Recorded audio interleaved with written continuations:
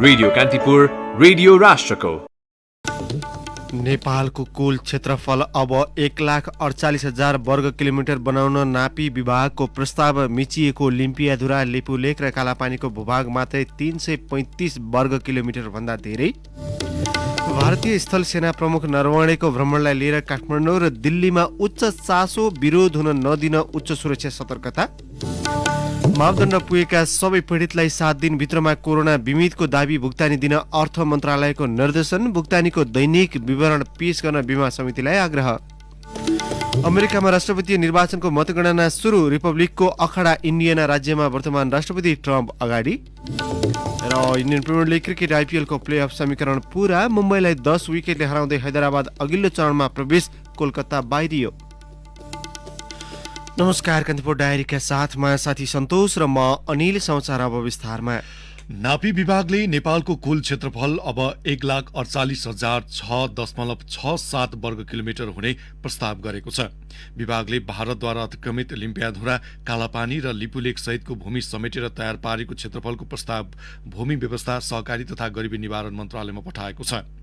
नापी विभाग स्रोतका अनुसार प्रोजेक्सन सिस्टमबाट मुलुकको क्षेत्रफल पुनर्मापन गर्दा 825.67 वर्ग किलोमिटर बढी आएको छ।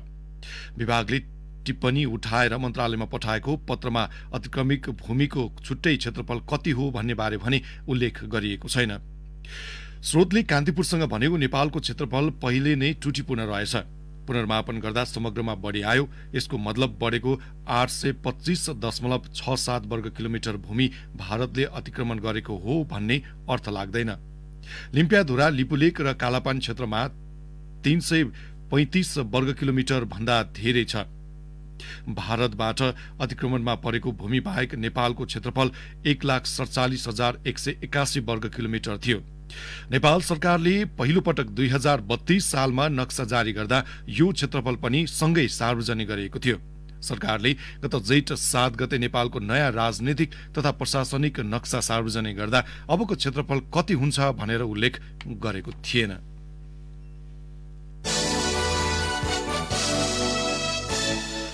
भारतका स्थल सेना प्रमुख मनोज मुकुन्द नरवणे आज नेपाल आउँदै हुनुहुन्छ। नेपाली सेनाका प्रधान सेनापति पूर्णचन्द्र थापाको औपचारिक निम्तोमा उहाँ आउन लाग्नु भएको हो।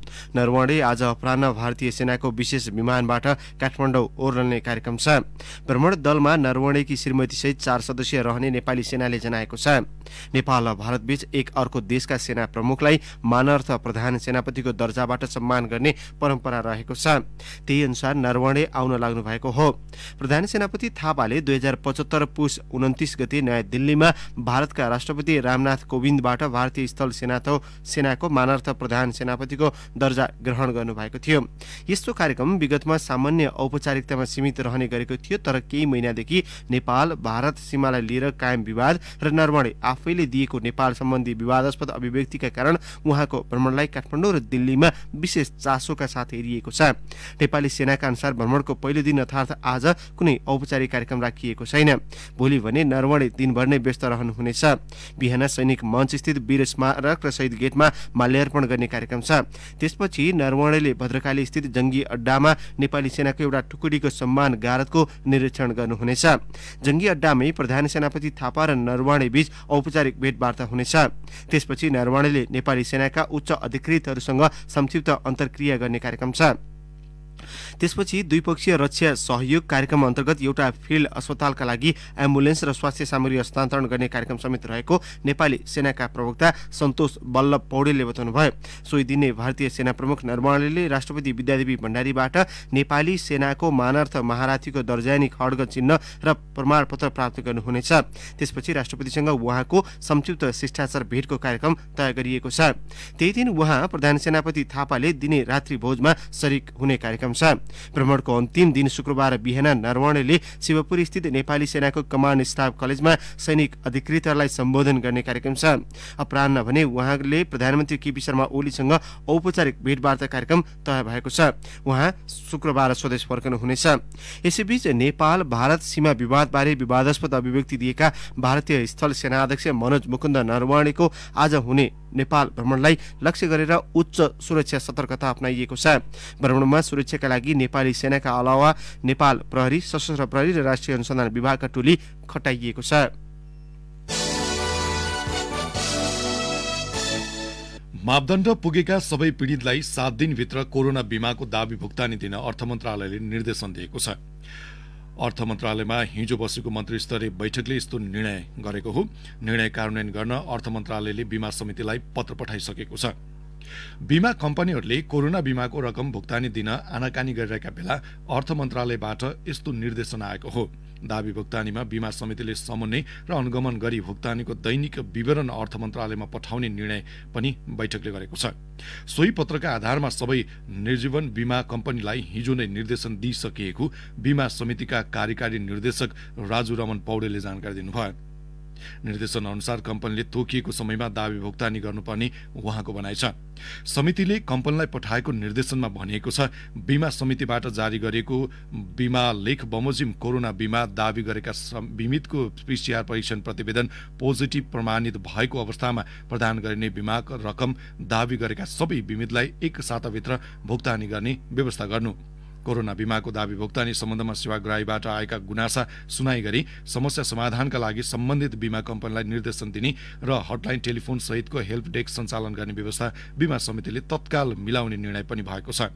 कोरोना बीमा अन्तर्गत गत सातासम्म परेका दाबीमध्ये करिब 10% मात्रै भुक्तानी पाएका छन्। सरकारले कोरोना परीक्षण र उपचारमा शुल्क तोकेपछि सरकारी अस्पतालका प्रयोगशालामा पीसीआर परीक्षण घट्दै गएको छ। सर्वसाधारणले 8 महिना यता सरकारी अस्पतालबाट निशुल्क परीक्षण र उपचार गराउँदै आएकोमा कार्तिक 2बाट सरकारले यो सेवा कटौती गरेको थियो। यो निर्णयपछि संक्रमितको सम्पर्कमा आएका र सम्भावित संक्रमितले परीक्षण गर्नै छाडेका छन्। 7 दिन यता उपत्यकाका सरकारी अस्पतालको प्रयोगशालामा भएको परीक्षणको तथ्याङ्क हेर्दा क्रमिक रूपमा घट्दै गइरहेको देखिएको छ। कार्तिक 7मा टेकु स्थित शहीद शुक्रराज ट्रपिकल तथा सरुवा रोग अस्पतालमा 938 नमुनाको स्वाब परीक्षण भएको थियो। यो संख्या क्रमिक रूपमा घट्दै कार्तिक 17मा आइपुग्दा 158 मात्रै रहेको अस्पतालले जनाएको छ। परीक्षणका लागि सयौं मानिसको भिड लाग्ने यो अस्पताल परिसर हिजो आज सुनसान प्राय बनेको छ। पीसीआर परीक्षण गर्दै आएका प्रसूति गृह, पाटन अस्पताल, वीर, त्रिवी शिक्षण प्रहरी र सशस्त्र प्रहरी अस्पतालमा पनि पहिलाको जस्तो पीसीआरका लागि भिड बढेको छैन। शुल्क तिर्नु परेपछि सहजै परीक्षण हुन भन्दै धेरैजसो सेवाग्राही निजी अस्पतालको प्रयोगशालामा पुग्ने गरेका छन्। परीक्षणको तथ्याङ्कले पनि सरकारी भन्दा निजी प्रयोगशालामा धेरै पीसीआर भएको देखिएको छ। अहिले संक्रमण दर अत्याधिक बढेकाले कुनै पनि बहानामा परीक्षणको दायरा घट्नु जनस्वास्थ्यका लागि ठूलो चुनौती भएको सरुवा रोग विशेषज्ञ डाक्टर शेरबहादुर पुनले बताउनुभयो। नेकपाभित्र आन्तरिक द्वन्द्व पुनः उत्कर्षमा पुगेपछि विगतमा जस्तै यस पटक पनि राष्ट्रपति विद्यादेवी भण्डारीले प्रत्यक्ष चासो देखाउनु भएको छ। हिजो नेकपा उपाध्यक्ष वामदेव गौतमलाई भेटेर पार्टीभित्रको विवाद समाधानका लागि भूमिका खेल्न आग्रह गर्नुभयो। यसअघि पनि फाटो उत्पन्न भएका बेला राष्ट्रपति भण्डारीले नेकपा नेताहरूलाई शीतल निवासमा बोलाएर भेट्ने र अनौपचारिक रूपमा उनीहरू बीच संवादको सहजीकरण गर्ने गर्नुभएको थियो। विवाद समाधानका लागि भूमिका खेल्न सक्ने नेताहरूलाई बोलाउने गरेकी राष्ट्रपति भण्डारीले यसपटक उपाध्यक्ष गौतमलाई बोलाएर सहजीकरण गर्न सुझाव दिनुभयो। जवाबमा गौतमले पार्टी एकता बचाउन आफूले सकेको प्रयास गर्ने बताउनु भएको उहाँका प्रेस सहयोगी विश्वमणि सुवेदीले जानकारी दिनुभएको छ। गौतमको भनाइलाई उद्धृत गर्दै सुवेदीले भन्नुभयो, भेटमा राष्ट्रपतिज्यूले पार्टी एकता कायम रहोस्, एकता बिग्रियो भने राष्ट्रिय राजनीतिमा समस्या हुन्छ। तपाईले पहिला एकता जोगाउन पहल गर्नुभएको हो, यसपालि पनि गरिदिनु पर्यो भन्नुभयो। एकता त जोगाउने नै हो, हामी विधि पद्धति सहितको एकताका लागि परेका छौं, त्यसमा केपी कमरेड पनि प्रतिबद्ध हुनु पर्यो भनेर मैले भने। भण्डारीकै पहलमा पार्टी एकता यता थुप्रै मतभेदहरू नेकपाका अध्यक्ष द्वयले मिलाएका छन्। यसपटक पनि अध्यक्षहरू केपी शर्मा ओली र पुष्पकमल दाहालबीच संवाद नै नहुने र पार्टी विभाजनमा आरोप प्रत्यारोप चलेपछि नेकपाभित्र रडाको मचिएको छ। यही क्रममा दुई नेताबीच संवाद र सहमतिको सूत्रले ठोस आकार नलिएपछि राष्ट्रपतिको भेटघाट सुरु भएको हो। नेकपाका नेताहरू पनि अब कसरी अघि बढ्न सकिन्छ भनेर हिजो दिनभर आन्तरिक परामर्शमा जुटे। प्रधानमन्त्री ओली र अर्का अध्यक्ष दाहालले आफ्ना पक्षका नेताहरूसँग भेटघाट र परामर्शमा व्यस्त रहे। ओलीसँग परामर्श गरेका नेताहरूले दुई अध्यक्ष बीचको छिटो संवाद थालेर माथिबाटै समस्या समाधान गर्न सुझाव पनि दिएका थिए। कान्तिपुर डायरीमा ब्रेकको पालो। कान्तिपुर डायरीमा अब कान्तिपुर सविस्तार। कान्तिपुर सविस्तार। कोरोना संक्रमण मुक्त भइसकेकाहरूमा शारीरिक तथा मानसिक समस्या देखिन थालेको छ। संक्रमणले शरीरमा पर्ने असरका बारेमा अनुसन्धान जारी भए पनि कतिपयमा मानसिक स्वास्थ्य समस्या समेत देखिन थालेको पीडितले बताएका छन्। यसले कोरोना संक्रमण मुक्त भइसके पनि उनीहरूमा अन्य विभिन्न समस्या बल्झिने गरेको देखाएको छ।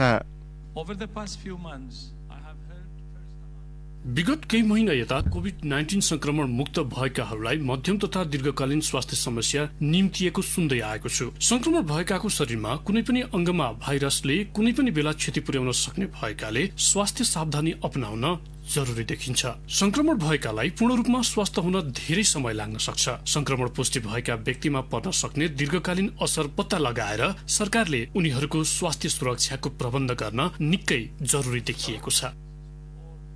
विश्व स्वास्थ्य संगठन WHO का प्रमुख टेड्रोस अथानोम गेब्रेयेससको यो भनाइले नै कोरोना संक्रमण मुक्त भएकाहरूलाई पूर्ण रूपमा स्वस्थ भन्न सकिँदैन। नौलो संक्रमण भएका कारण यसले ठ्याक्कै के कुरामा असर गर्छ भन्ने विषयमा अनुसन्धान जारी छ। तर यसले शारीरिक या मानसिक रूपमा भने कुनै न कुनै असर छोड्ने प्रमाणहरू फेला परेका छन्। प्राविधिक शिक्षा तथा व्यावसायिक तालिम परिषद CTVD का निर्देशक डाक्टर कुसुमाकर भट्ट पनि कोरोना मुक्त भए पनि मानसिक रूपमा अझै संक्रमणका अवशेष बाँकी रहेको ठान्छन्। इन्डोरमा चाहिँ अलिकति गाह्रो हुने, सास फेर्न पनि केही अप्ठ्यारो चाहिँ महसुस भइरहेको छ र मलाई लामो समयसम्म खोकीले अलि दुःख दिइरहेको अवस्था पनि देखिरहेको छ। शारीरिक रूपमा अहिले हेर्दाखेरि पनि अब केही कुराहरू अब यो बिर्सिने त्यो चाहिँ केही महसुस भइरहेको छ। अहिले जनजीवनमा लङ कोभिडको रूपले परिचित सो स्वास्थ्य समस्या अन्तर्गत धेरैले थकान महसुस गर्नुका साथै छाती भारी भएको, निरन्तर हल्का रूपमा खोकी लागिरहेको, छाती कसिएको जस्तो हुने, टाउको दुख्ने, मांसपेशीहरू दुख्ने तथा मानसिक समस्या समेत हुने चिकित्सकहरूको अनुभव छ। नेपालको सन्दर्भमा अधिकांशमा थकानको महसुस हुने तथा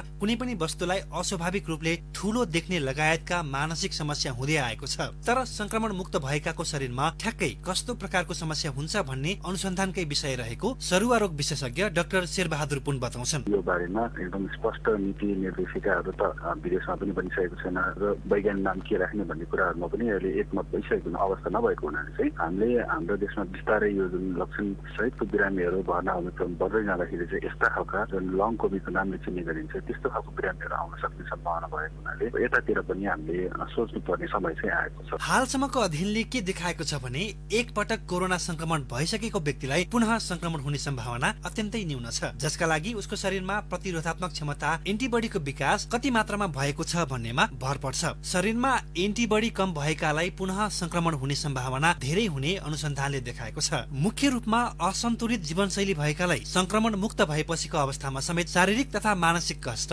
यथावत नै रहन्छ। सन्तुलित खानेकुरामा जोड दिनुका साथै सुत्ने र उठ्ने समय एउटै बनाएर शारीरिक व्यायाम, योगा वा ध्यानमा मन लगाएमा स्वस्थता उन्मुख हुने त्रिवी शिक्षण अस्पताल महाराजगंजको मानसिक स्वास्थ्य विभाग प्रमुख सरोज ओझा बताउँछन्। कति मान्छेहरूमा चाहिँ भय र डरको कारणले गर्दाखेरि प्रशस्त मात्रामा चाहिँ मन कमजोरीको फिलिङहरू, आत्मबल कमजोरीको फिलिङहरू अनि शारीरिक रूपमा कमजोर भयो भन्ने किसिमको फिलिङहरू छ।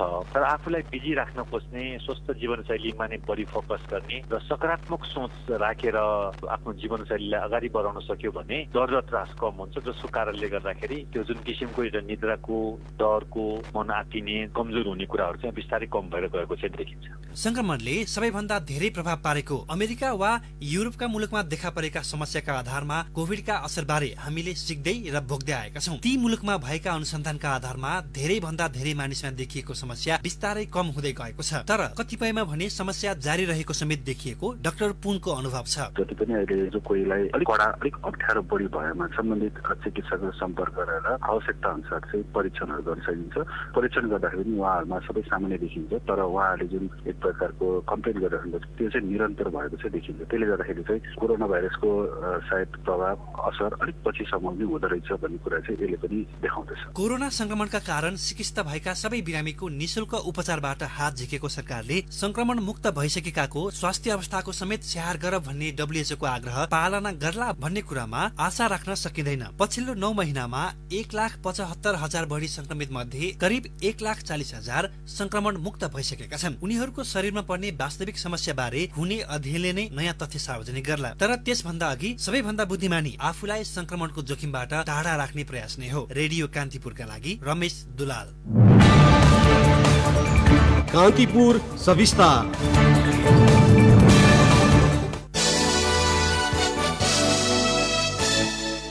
सरकारी ढुवानी अनुदानको चामल 2 वर्षदेखि नजाँदा माथिल्लो डोल्पामा महँगी अचाकली बढेको छ।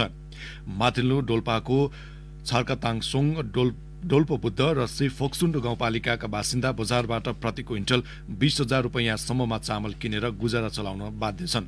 स्थानीय उत्पादनले 6 महिना पनि नधान्दा डोल्पावासीको भान्सा महँगिएको छ। अनुदानको सरकारी चामल नपुगेपछि प्रति किलो 200 देखि 250 रुपैयाँमा किनिरहेको डोल्पो बुद्धका पेमा गुरुङले बताउनु भएको छ। यसैबीच शर्मा ढुवानी सेवाले मुगु लैजाने भनेर खाद्य व्यवस्था तथा व्यापार कम्पनीको वीरेन्द्रनगर स्थित गोदामबाट उठाएको करिब 730 क्विन्टल चामलको खोजी थालिएको छ। मुगुको साटो भक्तपुर लैजाने क्रममा बिहिबार 250 क्विन्टल चामल बरामद भएपछि थप चामलबारे प्रहरीले अनुसन्धान थालेको छ। पाटनको पटको टोल स्थित नारायण मन्दिरबाट चोरिएर अमेरिकाको टेक्सास राज्यस्थित डल्लास म्युजियममा फेला परेको लक्ष्मी नारायण मूर्तिको आधिकारिकता जनाउन एवं हक दाबी राख्न नेपाल सरकारले अहिलेसम्म कुनै सरोकार नराखेको म्युजियमले जनाएको छ। गत वर्ष माघ 23 मा म्युजियमका निर्देशक अगस्टिन आर्टेगाले वाशिंटन स्थित नेपाली राजदूत अर्जुन कार्कीलाई लेखेको ध्यानाकर्षण पत्रमा सन् 1990 देखि डल्लास म्युजियममा प्रदर्शनीमा राखिएको यो मूर्तिबारे प्रश्न उठेपछि हाल सार्वजनिक प्रदर्शनीबाट हटाइएको जनाएको छ। पत्रमा भनिएको छ, नेपालको सम्मान सांस्कृतिक सम्पदासँग यो म्युजियम पनि जोडिएको। यसलाई फेरि सुन्नुहोस्, नेपालको सम्पन्न सांस्कृतिक सम्पदासँग यो म्युजियम पनि जोडिएको छ। नेपाल सरकार र नेपाली जनतासँग खुल्ला संवाद र परामर्शका लागि हामी तयार छौं। चोरी भएको भनिएको नेपाली सम्पदाको आधिकारिकता तथा उत्पत्तिको प्रमाण पहिल्याउन समेत म्युजियमले वार्ताका लागि आह्वान गरेकोमा यसमा ढिलाइ भइरहेको छ। आफ्ना कार्यकाल पूरा गरेर घर फर्कने तयारीमा रहेका राजदूत कार्कीले चोरिएको मूर्ति फिर्ता लैजाने बारेमा म्युजियमसँग भिडियो कन्फरेन्स भइसकेको र यसबारे परराष्ट्र मन्त्रालयमा लेखेर पठाइसकिएको जानकारी दिनुभएको छ। एक किशोरीलाई बलात्कारपछि हत्या प्रयास गरेर फरार रहेको आरोप लागेका प्रहरी जवान सुशील सिंह पक्राउ परेका छन्। उनलाई कैलालीको सहजपुरमा लुकेर बसेको अवस्थामा पक्राउ गरेको सुदूरपश्चिम प्रदेश प्रहरी कार्यालयका निमित्त प्रमुख एसएसपी मुकेश सिंहले बताउनुभयो। डोटीको जुरायल 5 की 15 वर्षीय किशोरीलाई बलात्कार र ज्यान मार्ने उद्योग गरेको आरोपमा सिंह विरुद्ध सोमबार जिल्ला प्रहरी कार्यालय डोटीमा जाहेरी दर्ता भएको थियो। कान्तिपुर डायरीमा पुनः ब्रेकको पालो। कान्तिपुर डायरीमा अब आर्थिक प्रसंग। सरकारले उपत्यकाको यातायातलाई व्यवस्थित गर्न भन्दै काठमाडौँ उपत्यका सार्वजनिक यातायात प्राधिकरण पूर्वाधार निर्माण विकास समिति आदेश 2077 जारी गरेको छ। उपत्यकाका सार्वजनिक यातायात प्राधिकरण सम्बन्धी विधेयक राष्ट्रिय सभाबाट पारित भई प्रतिनिधि सभामा छलफलका क्रममा छ। संसद बन्द रहेको र विधेयक पारित हुन ढिला हुने भएपछि गठन आदेश जारी गरिएको जनाइएको छ। विकास समिति ऐन 2013 को दफा 3 ले दिएको अधिकार प्रयोग गरी आदेश जारी गरिएको हो। समितिको काम, कर्तव्य र अधिकारका प्राधिकरणको भौतिक तथा संस्थागत संरचना तयार गर्ने, प्राधिकरण स्थापना गर्न आवश्यक सम्भाव्यता अध्ययन गर्ने गराउने राजपत्रमा उल्लेख छ। प्राधिकरण स्थापना र सञ्चालनका लागि विस्तृत परियोजना प्रतिवेदन तयार गर्ने, प्राधिकरणको कार्यक्षेत्र र त्यसका संरचनाको गुरु योजना समेत तयार गरिने उल्लेख छ। अब अन्तर्राष्ट्रिय प्रसङ्ग अमेरिकामा 46औं राष्ट्रपति निर्वाचनका लागि भएको निर्वाचनको मतगणना सुरु भएको छ। हालसम्मको गणना अनुसार डेमोक्रेटिक उम्मेद्वार जो बाइडेनले 44 तथा राष्ट्रपति डोनाल्ड ट्रम्पले 26 इलेक्टोरल भोट पाउनु भएको बीबीसीले जनाएको छ। हालसम्म 8वटा राज्यमा मतगणना सकिएको छ। त्यहाँ कुनै राज्यमा खसेको धेरै मतले राष्ट्रिय रूपमा प्रभाव पार्दैन। राज्य अनुसार तोकिएका इलेक्टोरल भोटमा विजयी भएका आधारमा चुनाव जित्ने उम्मेद्वारको टुङ्गो लाग्छ। कुनै राज्यमा इलेक्टोरल भोटको संख्या कम तथा कुनैमा बढी रहेको छ। राज्य अनुसार 3 देखि 50 सम्म इलेक्टोरल भोटको संख्या रहेको छ, जहाँ 538 इलेक्टोरल भोट मध्ये राष्ट्रपतिमा विजय हुनका लागि 270 भोटको बहुमत ल्याउनु पर्ने हुन्छ।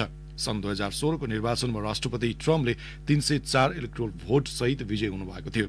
उहाँका प्रतिद्वन्दी डेमोक्रेटिक उम्मेद्वार हिलारी क्लिन्टनले 227 भोट पाउनु भएको थियो।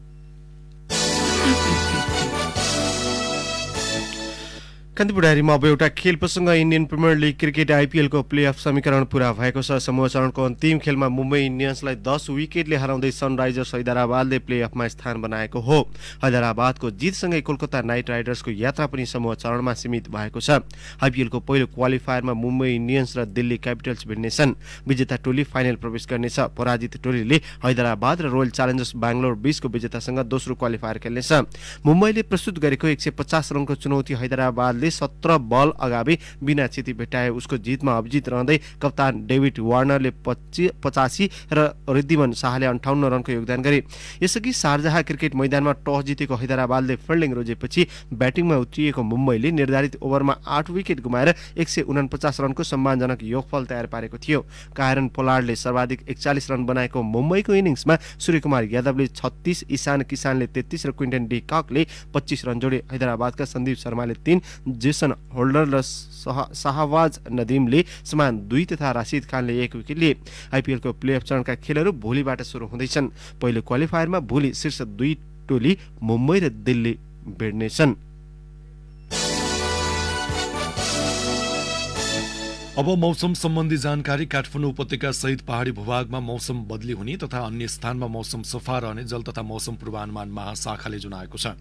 केही बेर अघि 14 डिग्री सेल्सियस मापन गरेको काठमाडौँ उपत्यकाको अधिकतम तापक्रम 25 डिग्री सेल्सियससम्म पुग्नेछ।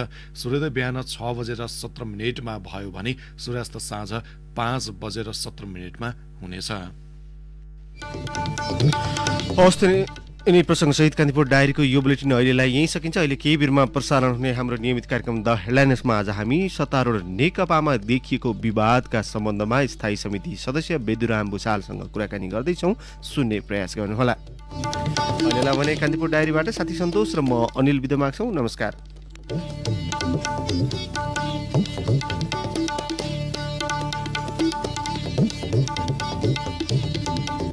Time check.